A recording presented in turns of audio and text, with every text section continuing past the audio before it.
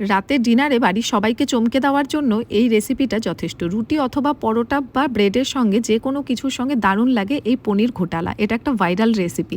তো আমি কিভাবে আমার মতন করে বানাচ্ছি চলো তোমাদের সঙ্গে শেয়ার করি। প্রথমে আমি পনিরটাকে গ্রেট করে নিয়েছি আর একটা মশলা বানিয়ে নিলাম আদা, কাঁচা লঙ্কা আর রসুন বেটে। তারপর কড়াইতে সাদা তেল গরম করে দুটো মিডিয়াম সাইজের পেঁয়াজ, দুটো মিডিয়াম সাইজের টমেটো কুচি দিয়ে তার মধ্যে আদা, কাঁচা লঙ্কা, রসুন বাটা, লঙ্কা গুঁড়ো, জিরে গুঁড়ো, ধনে গুঁড়ো, নুন, পরিমাণ মতো হলুদ গুঁড়ো, চিনি, লঙ্কা কুচি আর সামান্য ক্রিম দিয়ে খুব ভালোভাবে মশলাটাকে কষিয়ে নিতে হবে।